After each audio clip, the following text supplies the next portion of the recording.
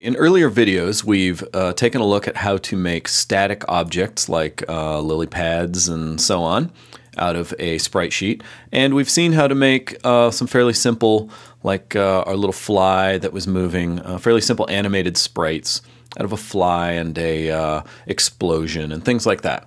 Let's take it a step further now and look at how you would make a player-controlled character. Like I'm going to use the little tank here from this sprite sheet. So I'm going to make a player-controlled character out of this tank that can move in 4 directions and play animations.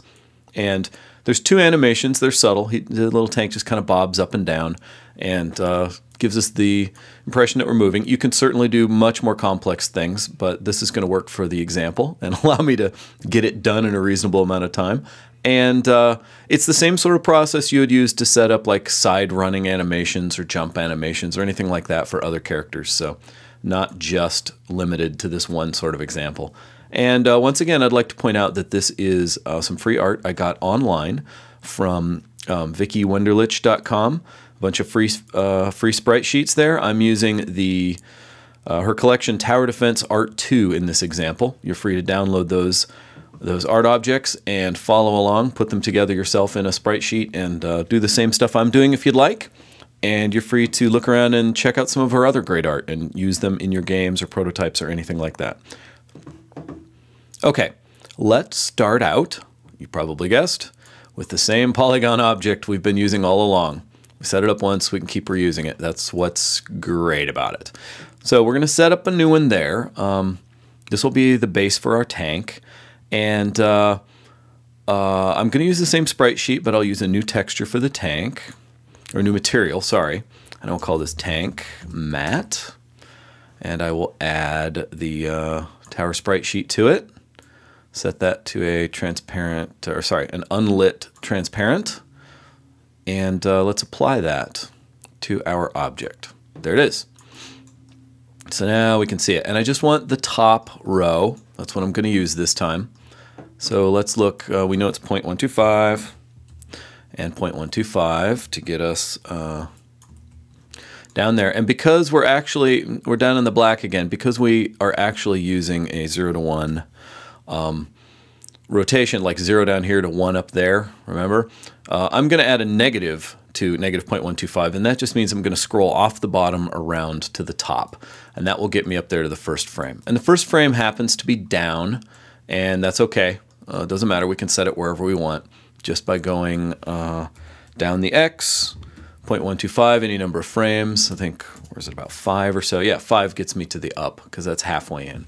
So we'll go ahead and index around through this in that way. So there's our tank.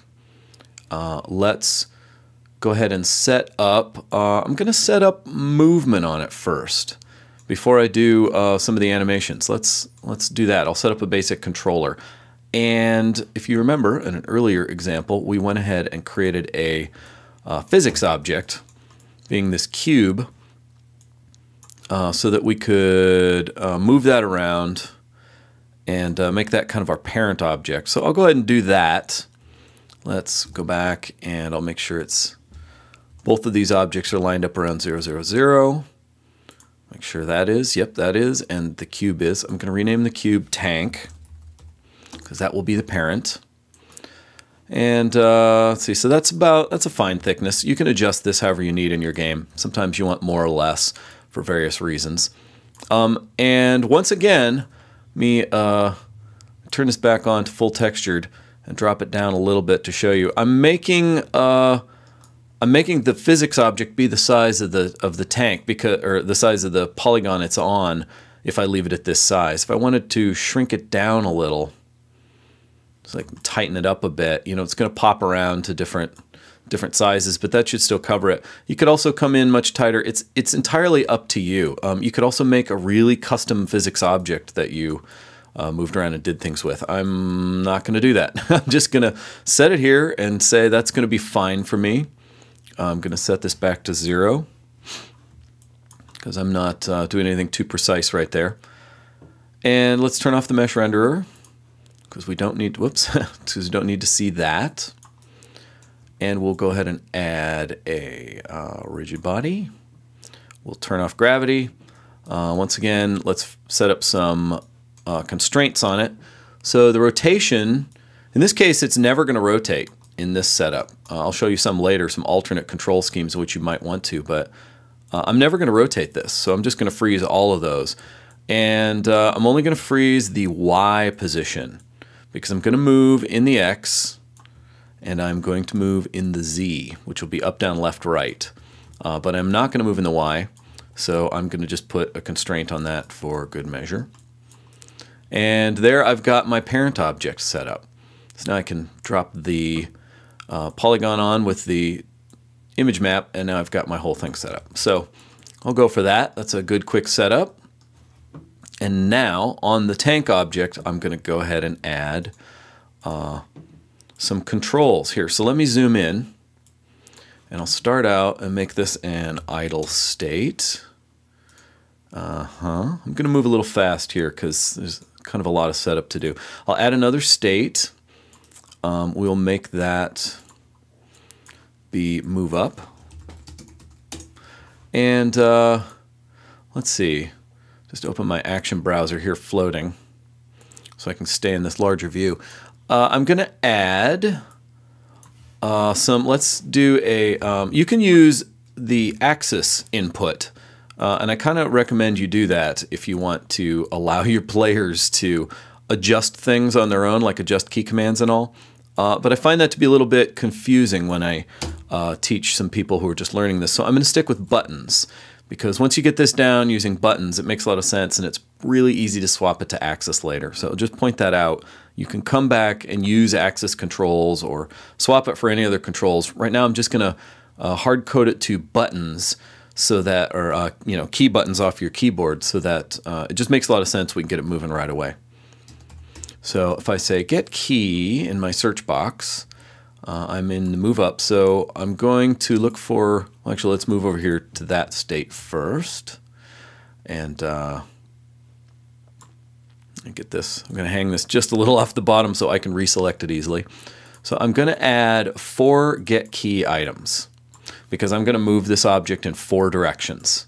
Okay, and that is going to be, these things roll off, but I'm just going to use standard W for up. I'm going to have S for moving down, so I'll choose that as the key, and I'm going to use A and D for left and right.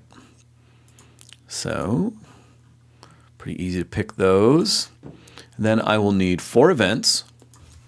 Move up, move down, know where I'm going, move left, and move right. And I will need a return to idle. That'll work out good. That'll get us going. So now I can set these up as transitions, move down, move left, move right, all of that, like we've been doing. But let me take the opportunity here to introduce something called global transitions. So if, for instance, whoops, I'm sorry, I'm using get key, my mistake. Move those really fast and change that to be get key down. That happens, get key down. Okay, so I'll just set up one real quick so I can continue with the example of, there's a W, of the move up, right? We want to send the move up command when I press the key down. And I could put this in as like a move up and hang it off and wire it up like that. But I'm going to have 4 of these, and the wiring starts to get a little bit crazy. And so there's an alternative way to do this. You can add a global transition. And that is right here. The same transitions, right, that are available here. Look at this.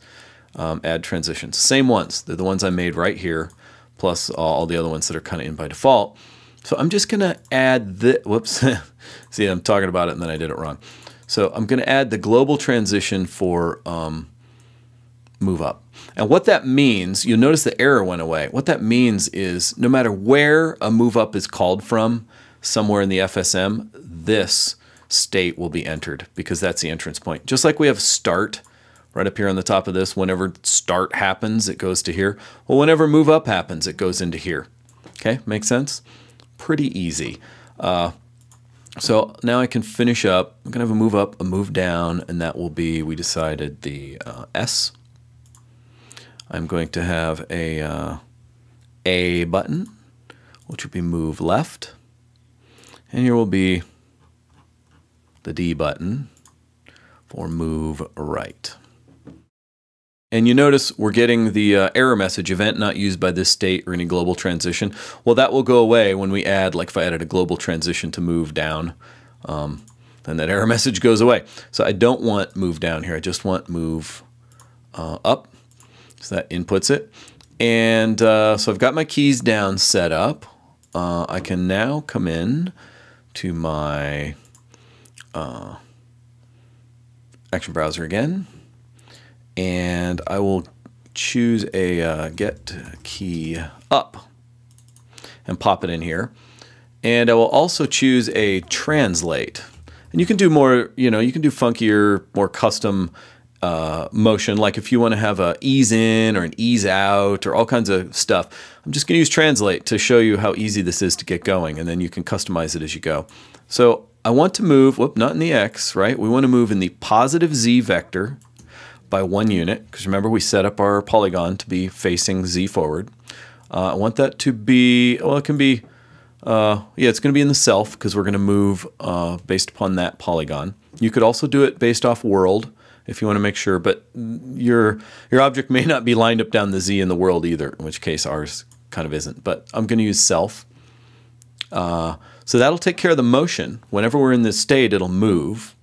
And on get key up, which will be, we used a W to get here, so we'll use a W to get back out. I'm going to send the event return to idle. All right, and just like we do the start and we did the move up, I'm going to add return to idle to this state. And so that way I can pop back and forth between these two states with the W key. Let's take a look at this and how it works. I've got, let me pull back a little bit here just so we can see motion and everything. So you should be able to see now if I play, I'm in the idle state and I press W, I'm going to move into the move up state and my little icon's moving. And if I let go of W, I let go. So there it is, W, I move my guy forward. And of course we are, if I zoom in, and we're still at that animation we're facing the other way, or that picture, because remember we haven't done anything to animate yet. We will get there, so don't worry about that. This will all be taken care of. So let's go back here, and now that we know how to do this, we can quickly wire up the other directions. I've got move up, so I love copy paste, so I'm just going to put move down here in a duplicate. And we'll change this event to be moved down, just swap that out, and we need to just go in and update, well, that's still returned to idle. We just have to change the key to an S. All right, and here instead of positive Z, we're going to move in negative Z because it's the opposite direction. So easy. And then copy paste over here again. This will be move, let's just say left. And now we're still returning to idle, but this time it's an A. Here's my A key. And we will move in, let's take a peek. Left and right is going to be X. So left is negative X in this example. So let's put in, we're using a value of 1, so we'll use negative 1. 1 is the speed here is all. If you have a higher number, you'll go faster, a lower number, you'll go slower. And again, you can use variables here and such. So that sets us up to move in the right direction. Now, oh, no, one more thing. Can't forget to set the right transition in. So one more copy, put them there, move right, and change the key. This time we want a D. Still returning to idle, and this time we want a positive number, not a negative one. And I think we should be good. Move, oh yeah, move right. There you go. Easy to forget these little things because they're so easy. So there we go. So we should now have a gizmo that will move us through all 4 directions. Let me get there so we see it a little better. Back out just so we can look. And let's give it a camera icon. Let's give it a quick test. Oh, I need that selected so we can actually make sure we're seeing the FSM down here. Okay, so moving up, moving down, looking good, right? Moving left, moving right. So I now have a little thing that can do this kind of action. So pretty good. I can now move in 4 directions. So kind of a, you know, Dig Dug style, or so many games we've seen that do this sort of thing. And you can get a little cooler with this if you want. I'm going to go ahead and zip that up, because if I wanted to move from, say, if I'm moving up and I wanted to suddenly move left, all I have to do is put this same get key down command, like right here, and copy that and put it in the get left. And now it's going to switch me into moving in that direction. So you can put the three key directions, you know, right there. Let me go ahead and do it this way. There we go. Let's zip those up and select. Can I select all 4? There we go. And copy. And then here, let me just paste. And I got all 4.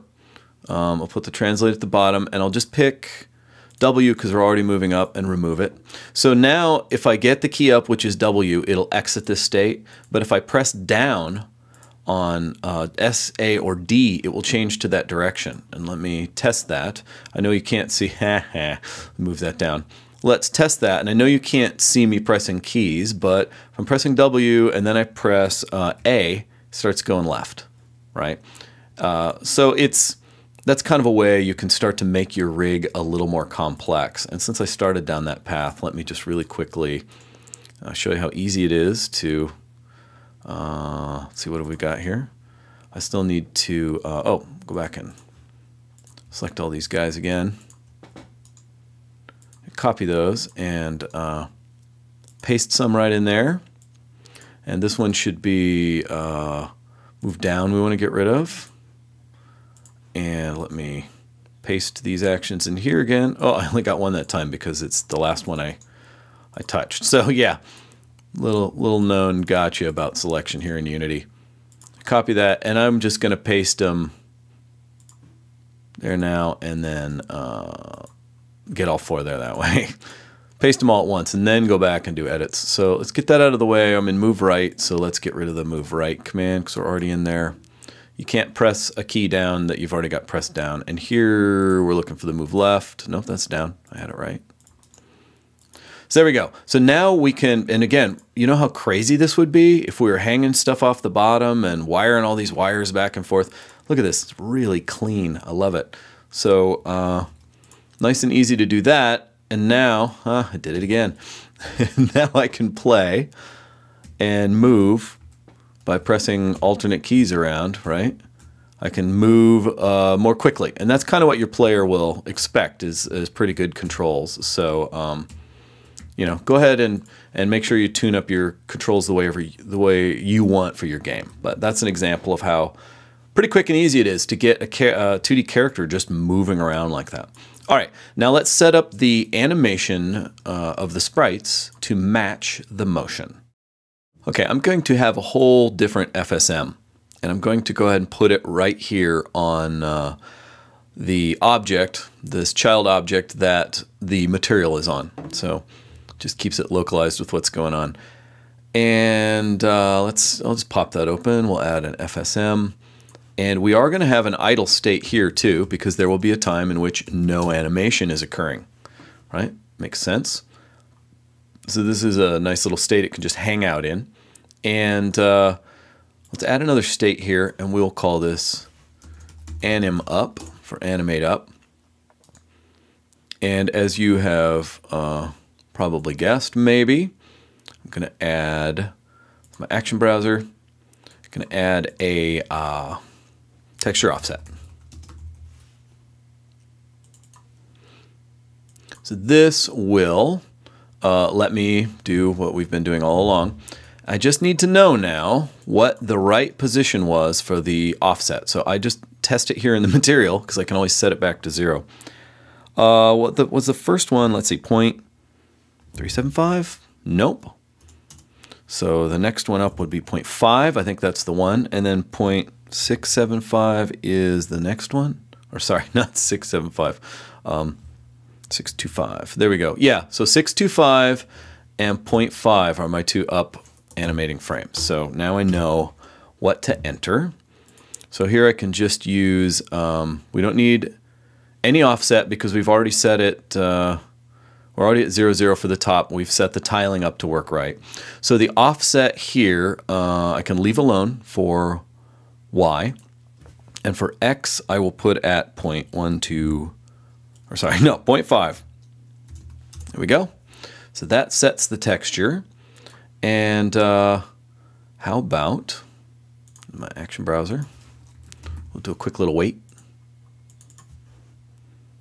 And this time I'm going to make it 0.2. Make it nice and quick. And then do a, just add a finished off the back of that. Okay, so we're going to set this texture to a specific position and then just wait for a second and flow out of our finished state. So let's test. It's a highly incomplete thing, but let's just test it. So if I, oh wait, we got to, let's do this as a quick test. I will set it as the start state. And so it should snap. There it is. It snapped to our up animation. So we are indeed setting it right. All right. Now I'll set that back as the start state. And now all I need to do is set the second frame of this animation, right? So copy paste. I'll put this as anim up 2, easy enough, and change this to be point, we decided 625, and I've still got the weight, and this time I'm going to loop around like so. Okay, I've got that happening, and I'm going to need some events. So let's have return to idle. Anim up, anim down, anim right, anim left. Looks pretty good. So these will be events that can happen off of, well, we could have an idle state, but these are events that can happen from whatever we're going to do globally. So we want to activate these from the other FSM. So let's go ahead and say, yep, that's okay. So we'll go ahead and set these up as global events so we can trigger them from elsewhere. And we now have 2 textures. Let's go ahead and set this as start again, just so I can take a peek and make sure my cycle works. Zoom up on that so we can see. Play. Yep, there we go. So now we've got our nice little bobbing tank. So it's going to look like it's, you know, tooling along in a nice little kind of tugboaty sort of way. And let's set that back to start state. All right, we are ready to move on and hook up some more stuff.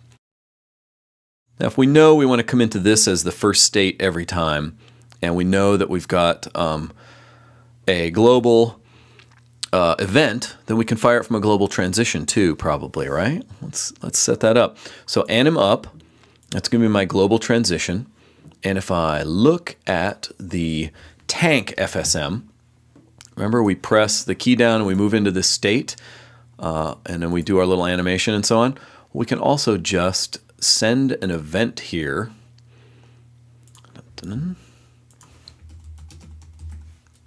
Whoop. Send an event if you type it right. There we go. And I want to send it to another, let me get out of here so I can get access to my inspector. So I want to send it to a game object FSM, and it's going to be, where we at, this guy. Okay, so the FSM name is going to be FSM, and we want to send the anim up. All right. So we're just going to send this event out, and I'm going to do it right away when we enter the state. So that should tell when I press W, enter into the move up state and get ready to do my translation and all these things, then it should tell the little animation FSM to do its business too. So let's take a peek at that. There we go. So there it is. And of course, it's still just looping. If we go and look at that FSM, it's still just running away and doing its thing. But it worked. We triggered it the way we wanted it to. So we know that we've got our kind of loop set up. It's working right. So now we know how to get into that. We just need a way to get back out. right? Well, let's kind of rig it up the same way we did. Here we sent an event on the move up, so why not just copy that action? How about when we return to idle, we paste that action in here. At the top of that, we just send another event to the same FSM, but this time we call return to idle. And then we'll make sure that up here we've added a global transition for return to idle. And let's see if that works. So now when I press W, it should start animating. I'm doing that thing again, aren't I? There we go. Press that. It should start animating, and I let go and it stops. So see, now I can get in and out. Let's actually just zoom up so you can see that going a little bit better. There we go. So I animate, I stop. It's animating, it stops, animates, and stops, all on my press W command. So that's a quick little simple way to set that up. And all you have to do to carry that activity through, now that we know how to get in and out of these things, from just this simple guy here, is, I keep trying to right click there. I'm going to copy these states, and just like we did on the other one, we'll make this one anim down, and you just have to change the values that you want to have happening here. Anim down, and we'll make it anim down 2 for consistency. Clean that up. We've got a different set of offsets we'll need to use here. So let's go ahead and take a peek at what those might be. I've got my thing. So by default, 0, 0 is the one we want. Okay, so this one's easy. And then, let's see, yeah. So 0.125 right here will be what we want to get in. So let's go ahead and zoom up into this. So we'll set that to 0, 0 offset because that takes us back to that first frame, which we know is a down frame. And come back here and we'll just do 0.125, which is the first one in. And we need to make sure that this is a anim down. All right. So let's take a look now and see how's it going to work. Animates up. Oh, not quite. Why is that? Because I forgot to send the event.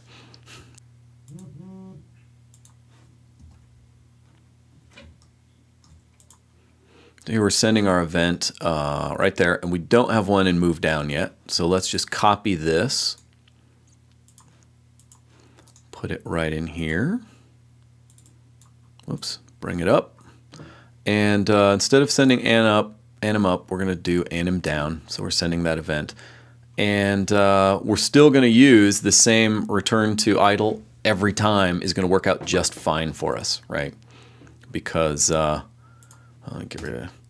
back to the right screen. So now, yeah, that's going to work for us the way we want. So now we have up animating, down animating, down animating. So there's a little guy going up and down.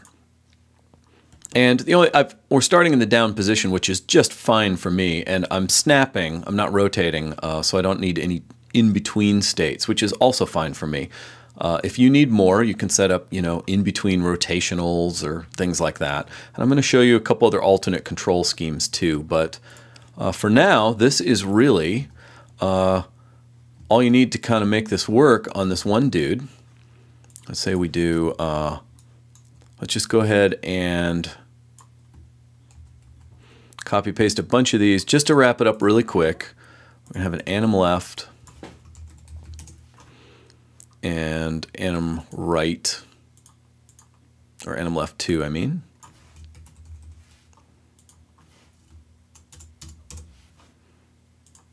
Here's anim right. Anim right 2. And we need to get the offsets for these.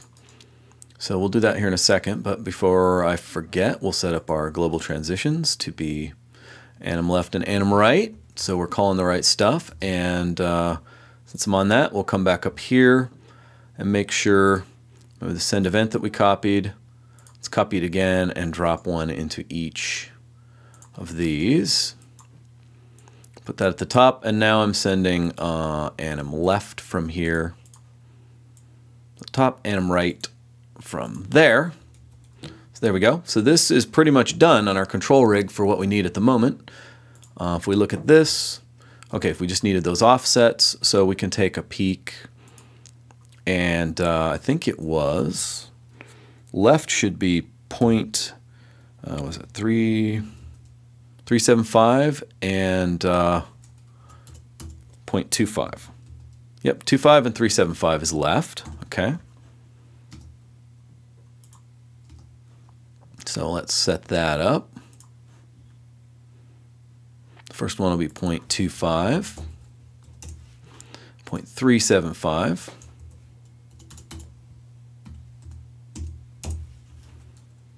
And let's take one more peek. To get us to the far side for right would be, let's see, what do we need? Is it 7.5? That's one of them. And 8.75. So 7.5 and 8.75 are the other two we need. There's point. You can also like work these out and then write them down if you want. I just kind of like to figure them out as I go, but totally up to you. So now let's take a peek. We'll maximize that, play. So I go up, I animate, I go down, I animate, I go left, I animate, I go right, I animate. So I now have a little tank that will move around in these 4 different directions, wherever I want it to go. It's a physics object, right? So I can do what I want. And, you know, I'm flipping this thing around and you get, you know, the perspective is a little off how I have it set up, but that's, it's totally up to you. You know, like I could clearly flip these frames around. I've got them upside down for left and right, you can see, because the perspective is off. It's showing me the high side and the low side. So just a little bug I noticed, but that's easy because I'll flip around the left and the right and we'll look good. And flip over those textures and it'll look right too. So that's stuff you'll notice as you go, and I've already shown you how easy it is to adjust all that stuff as you go along. So I won't fix that now, but know that you can do that and it's pretty easy. I would be completely remiss if I built a tank and didn't show you how to shoot a little bullet out of it. So I'm going to rig that up right now. And what I've done in between videos is I set our sprite sheet up that we did in the last video. I actually went in and updated it, and I added these 3, well, one's kind of a fireball, and these other 2 are kind of bullet shots that were in this collection. So I added them right here under the sprite sheet, and because I didn't change the layout of anything else, you know, we were only using the tank and this, it didn't mess up the sheet. And you will edit your sheet a lot probably as you go along.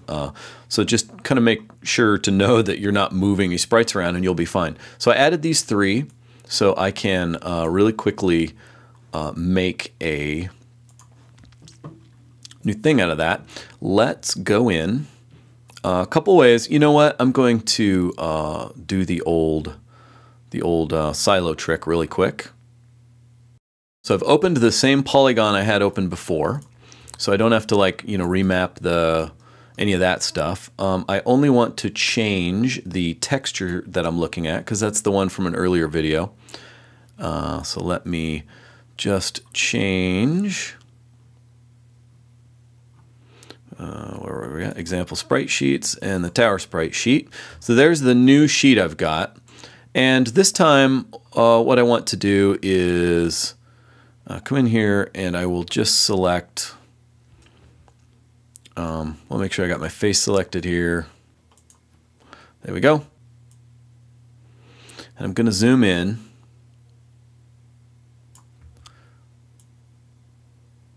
Actually, zoom in again over here. And I just want this one kind of, well, actually this one looks a little cooler. Let's use this bullet shot. And I'm just going to UV map really quickly.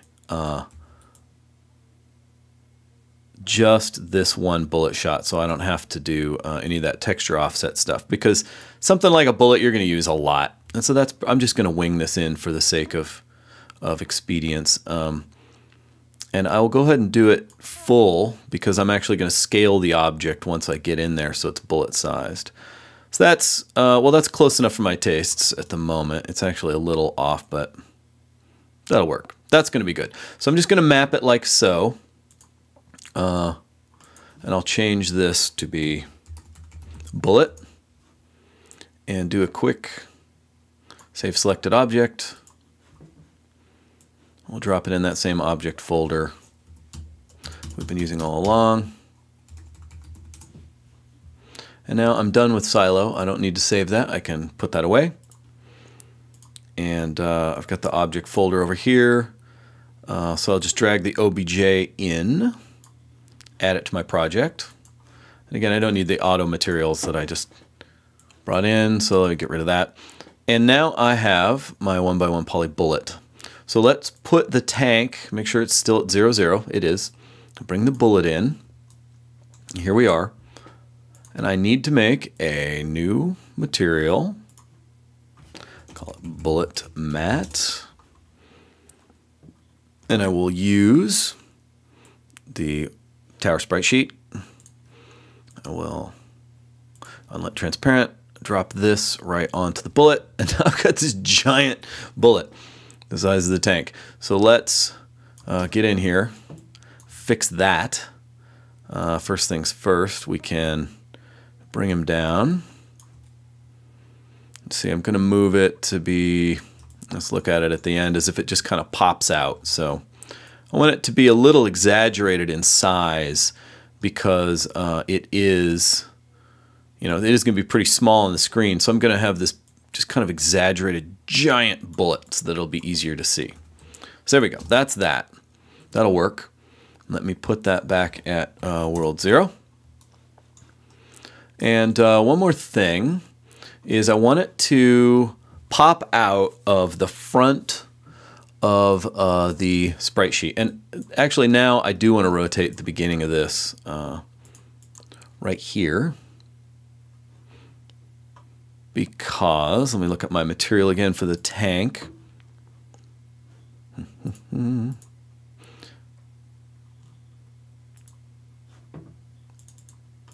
And what I want is, it's upside down. I actually do want it to start up just so I can align something here. And we decided, I think it was 0.5. Yep. Okay, there we go. So I will make that the default offset. And it doesn't matter what the default is because we overwrite this every time with our FSMs. So not an issue. Now I want a, I'm going to need 2 empty game objects.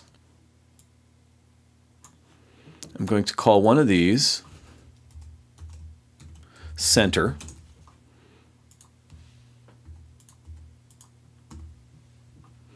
And I'll call another one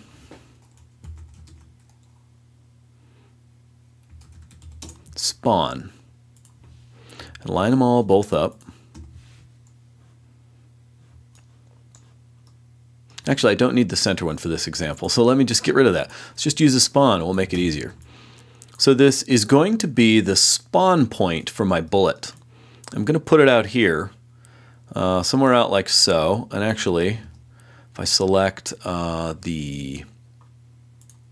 just get that. So if I pull the bullet out here, I got them both out, and put that out front, kind of where I'd want it to be, right? And now I can simply look at its Z transform. So we'll just say 0.64 is good. So I can put the spawn point at 0.64, and that's where I want the bullet to pop out of. Okay, that's where I want it to be created at. And we can then take the spawn point and just parent it right to the tank. All right, groovy. Now let's finish setting up the bullet. I'll put it back at world 0 because otherwise it would inherit the offset that we gave it there. We want the bullet itself to also have a physics object. So let me just get the tank out of the way so I can work with this at world center for a second. I'll add, let's bring this down and up. So I will add a cube. Okay, and make sure, once again, we're set up like so. I'll bring that down. So it kind of matches the bullet. Again, I don't really care right now. For my example, it doesn't need to be too precise, so I'm going to rough that in. That works for me. And I will make this cube name bullet. And let's see, we did world center it. We turn off the mesh renderer. We'll not be needing that. We'll add, and this is where you kind of start making decisions again. If you want, like I'm going to add a rigid body and turn off gravity, but maybe you want gravity. If this is like a big, long, slow, lobbed shot that you actually want to fall over time, that's part of your gameplay, great, right? Do that, then add that in. I'm just going to put that in so I could bump into things if I want or whatever. I've also got my box collider. So we're set up. We can do whatever we want on this right now for our example. Bullet is good. I will add an FSM. And this one's going to be easy. Call this move. And I'll set the color to be green because there's action. And translate. And we want to move, remember, forward is positive Z, nice and easy. So I will set this to be like +5. I want the bullet to be fast. I definitely want it to be faster than the tank. So that will just come on and move. That's all it's going to do. It'll move forever, and that'll work for now. Let me put that, all this stuff here, so the visual part underneath the bullet. And let's maximize, and just where the bullet's sitting, let's start and make sure it goes. Boom. And wait a minute. It went, oh, I put negative for some reason. Don't know what that was about. There we go. Now it's going off. So that's our bullet shot. Easy as that. And the last thing I will do really quickly around this bullet part is create another empty cube. And for this, again, I'm just roughing it in to show you how it's done.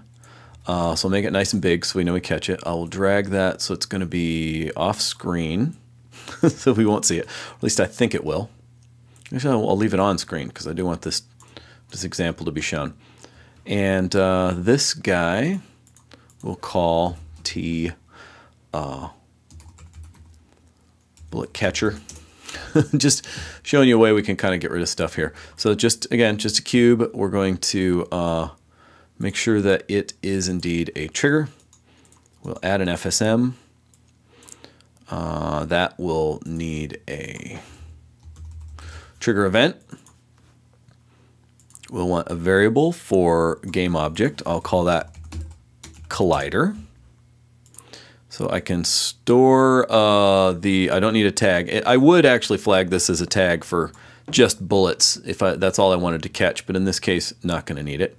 I'll have an event for handle collision. So that happens. Pass this off to a new state that will simply destroy the bullet, because otherwise you fire bullets, you fire bullets, you fire bullets, and it will go on and on and on forever. And so we will add destroy object, and here we can pass in collider. So that's that. That will just handle cleaning that up. So easy as that. Let's take a peek. Bullet goes in, bullet gets wiped out and disappears.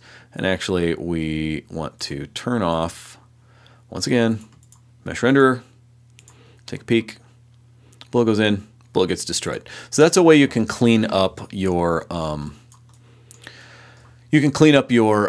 mess, basically. If you want to catch things that go off screen, you can do it programmatically, you can do it a lot of ways. Another way here for a little bit of gameplay is if you bring this in like so, right? And say this was going to be the thing you wanted to blow up.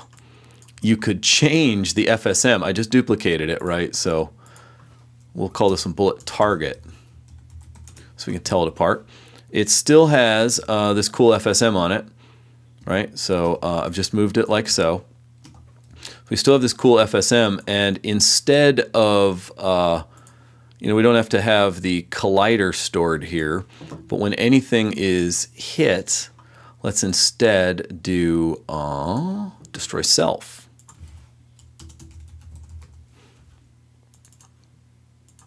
There we go.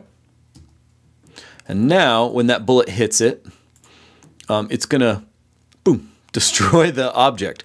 So that is how you could have like an explodable target, right? You've got a target in here that you want to shoot at and it blows up. So you hit that, it destroys itself, and you play the explosion animation that we set up on the sprite sheet in the last video.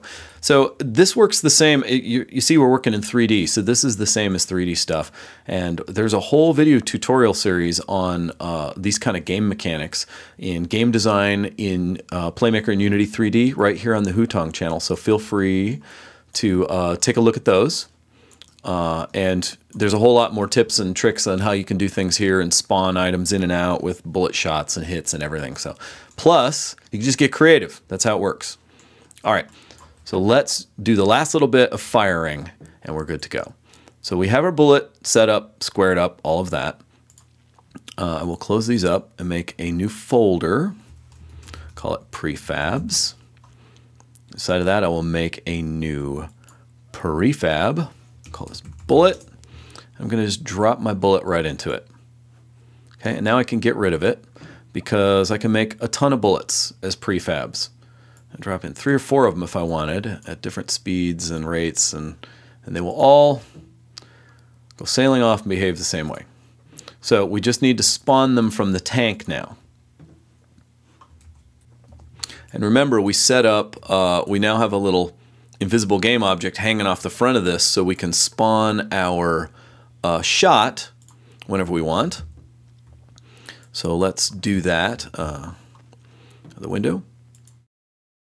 And I don't want to muck up the movement thing because that just adds a lot of complexity and it could break things. Like that would make it so you can't move while you're firing and stuff like that. And those are just cruddy games, so don't make that game.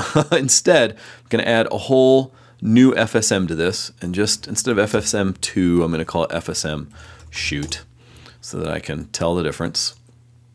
I will make an idle state, and this time the get button, nope, sorry, actually what I want is get key. So the get key down will be the space bar. Let's use the space bar. That seems like a good thing to fire with. So I need an event fire shot. And I need an event, no, I don't need an event, just that one. So we will fire the shot and new state for that.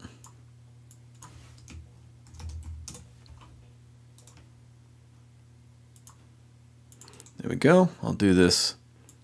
Since it's just a couple, I'll do that way, and I can use the finished event and loop it back. So on key down, I don't have to look for a key up because you're just going to fire one shot, and it makes sense you have to lift up before you can get another one. If I didn't, maybe, if you did check before you went back, then you just fire repeatedly. So that'd be a way you could like have kind of more of a machine gun that would just go doom, doom, doom, doom, and shoot off lots of shots. I just want one shot, and then, you have to do another one because it's a tank. It should be a little slower. So here, what I need to do is I'm going to create an object. You can also move things on and off the screen into position if you're doing an object pool, if you know what that is. But in this case, it's going to simply be a create. I'm going to create a bullet, so I drug the prefab right there. The spawn point is going to be this spawn point right here on my tank. Okay, and you can also use a variable and get this dynamically if you want the shot to come from a random direction or something. It doesn't have to be hard-coded. So that's where I want it to come from, is the spawn point. And I think, let's take a look and see where we're at so far. So there it is. If I press spacebar, boom, boom, boom, boom, boom, boom, boom. And see, I can fire multiple shots, and they all go in and get cleaned up by that trigger. Now, one last thing to set. If I go down and press the button, look at that. I'm firing up. Left, I'm firing up. Right, I'm firing up. So, not quite the result I wanted. So the last thing that I want to do is rotate this object. And that is where I started earlier to create the go pivot. All right, and how I'm going to do this is I'm going to pull the spawn point out, actually. I'm going to put the spawn point. Well, wait a minute. First, make sure the pivot is indeed at, and it's not, as indeed at world center, because it has to be, or it's not going to work right. Let's make sure the tank is at world center, so everything is squared up, nice and neat. Okay, so I'm going to put the spawn point let's see, where does it need to be? It needs to be X0 because we had it off lined up with the tank. So it's still on the Z forward, right? We still want it that forward of the tank, but nowhere else offset in X or Y. So now I'm going to line that up with the pivot, and I'm going to parent the pivot to the tank. Okay? And then all I have to do is rotate the pivot like so as I rotate the animations. I'm not actually moving the polygon. You could just have two, a forward sprite animation. You don't need all four of these. I wanted to show you how to rig it up. You could just use two sprites and snap the whole polygon around if you want and not have to have any kind of motion. But because this sprite set has, it's drawn to be like in perspective, then actually all four angles are different. So that's why I use them. But if you do a top-down thing, like a top-down airplane or spaceship, you could totally rotate the whole thing. But in this case, I'm just going to rotate the pivot. So let's see, we'll do it off of the tank FSM, should work. All right, we're doing the, yeah. Okay, so when I come into move up, we will add a set rotation. There we go. Let's go ahead and do that right up top too. And we want to specify that pivot object. And where do we want it to be? Let's look at what the pivot object is right now in the inspector. Rotation is set to 0, so that's what we want. So we want to make sure it's set 0 when we're in this spot. So we're rotating around the Y, so we can just make that a Y angle, right? And that should make sure it's set. And a quick test is to simply copy this, put it in the down event, paste my action there, move it up where I want it, and it should be 180 degrees, right? A complete rotation for up and down should be 180 degrees. So let's test that. So if I move forward, I can fire off a shot, move down, look at that. So now I can fire in two directions and really easily, again, because we just need to rotate it to these two sides. So if we look, just to double check, if I rotate this direction, it's positive. So left is negative, right is positive. That's all I need to know because we know it's 90 degrees, right? So copy selected action. Again, I will paste both of them and then set because I learned my lesson last time. So now to the right is positive, so that's 90. And to the left, set rotation comes up there, and it's negative 90. So that simple change should set me up to be able to fire in any direction, multiple shots that are physics objects. They react to things. You can move those, you can move objects around, do whatever you want. You can have gameplay. You can put blocking collision in here. You can restrict player movement or AI movement, whatever you want to do. These are the nuts and bolts of how you can rig up a pretty cool little simple 2D game. And you can do a lot with this. There's a lot of fun to be had right here. So dig in and have fun.